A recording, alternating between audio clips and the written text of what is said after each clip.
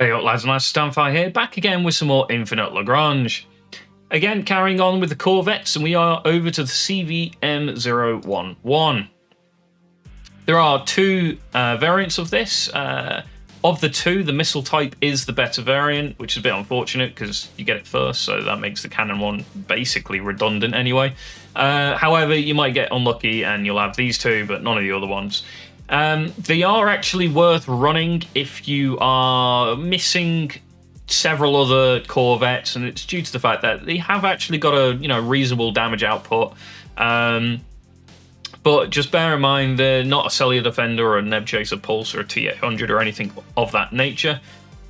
These will, realistically, they're just not going to do quite as well as any of the top tiers.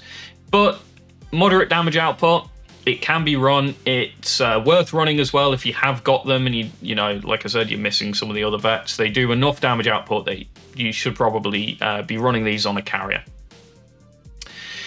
So the CV-M011 missile variant is the better variant. It's definitely got considerably better damage output, and I find its damage application to just be straight up better as well.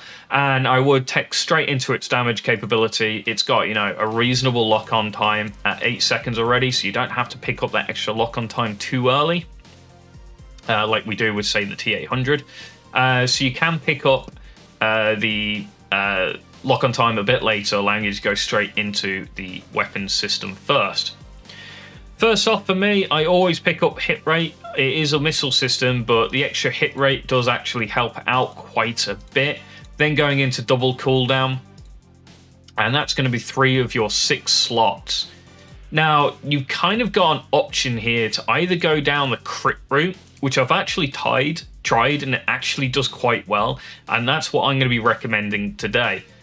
However, there is the option of going down just the more consistent damage route. For the crit route, pick up the chance to cause 10% crit damage, and then go into the double crit damage buffs as well, and that's all 6 of your slots sorted. If you would rather, you can go into the crit damage chance, as well as the double torpedo damage instead. Well, double missile damage in this case, sorry. But that's probably my recommendation, is the crit route, where you go hit rate, double cooldown, crit chance, crit damage. And it does pretty well in that situation. The extra crit damage seemed, and when we tested the crit stuff out a while ago, the innate crit's not great, but the extra crit damage and all of those crit damage buffs means when they do crit, the crit actually ignores armor, so you're getting this full damage amount, and you're getting a reasonably large amount of damage as well, because each of these crit damage is giving you like a 40% buff on top of the 50% for a crit damage buff. So now you're getting like 90% buff, 100 and can't do maths, 30% damage buff. So yeah, definitely worth doing the crit damage route, in my opinion. It might not be as consistent, or potentially as consistent, as a missile torp damage route, but I find that it is more consistent, and I think it's just because of the extra crit damage that you can get. Just buffs it up that little bit more on the DPM. I'm kind of a bit of a shame, really, that there isn't more crit buffs and crit damage like specific ships, because I think it'd be like a really fun style of play where you're trying to like optimize all the crit damages that you can get. And now with the new Thunderbolt battle cruiser giving like ship-wide buffs, we could have things that give like crit-wide buffs and stuff like that. It'd be kind of fun, I think, for designing fleets around. After the assault missile system, you can choose to ignore the anti-aircraft battery system, and this is where you would go into your propulsion system, pick up the ship evasion, pick up one of the target selection times, go into the armor system, triple HP buff here as well, ignore the chance of being reduced, the reduced chance of being hit by missiles and torps, because again, T-800 Mistrals are the nastier things flying around, and they're direct fire. So the buff's not going to help much. The HP buff helps a lot, though. Now, you eventually move over and go into the anti-aircraft system. It is counter-attack, although it says prioritize. It doesn't seem to really prioritize them whatsoever. So don't rely on it at all. And yeah, my opinion here, you're going to go for the double hit rate buff, double cooldown, and then it has one of the aerial targets by 20% as well, instead of, 10%. So you might as well just pick this up. So in the case that it is shooting at those fighters and corvettes, you're going to get a nice 20% damage buff.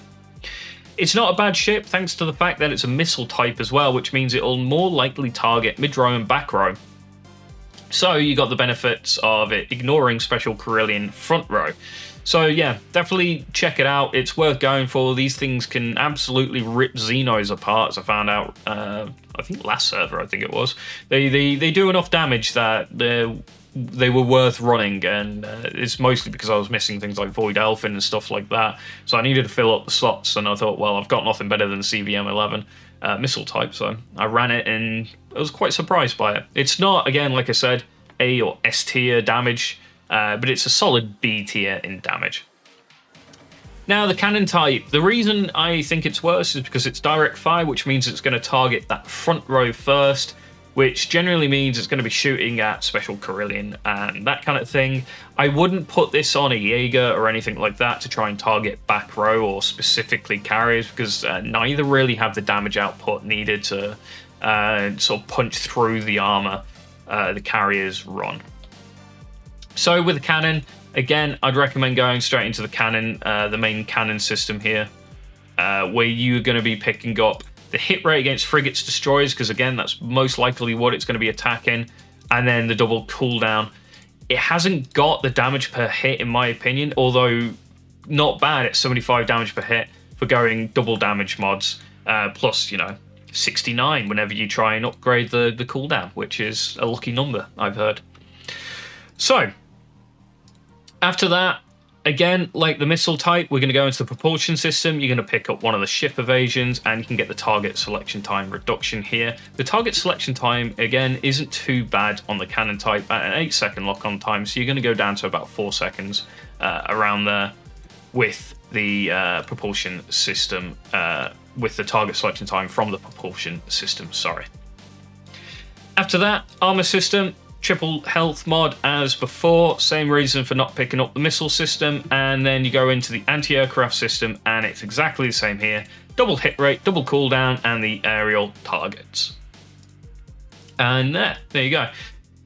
If you need to run the cannon type, you can run it. Again, it's not unreasonable damage, and it does the job if you haven't got all the other top end corvettes, and you need to run an air fleet nowadays, really. So you can run the cannon type, and it does reasonably well. It's not as good as missile type. Run the missile type first, and if you still got 10 slots after running all the missile types, run the cannon type in that situation, kind of thing. All that being said, I think you can make 15 of these. Yeah, you can make 15 of these, so. They are cheap as well, so you can sort of try and use them as a screen by running double target selection time, but they're kind of a little bit squishy for that. They do run about up to about 8,000 HP or somewhere around there, but you haven't got any like evasion on it at that point, and it hasn't got any inbuilt evasion or anything like that, so there are better ships for that screen. But yeah, it does a reasonable job. CV-M011, not a bad. Definitely, like it's a solid B tier. Both the missile type and the cannon type. The missile type's slightly better, in my opinion. So, don't forget to like, comment, and subscribe. And I'll catch you next time.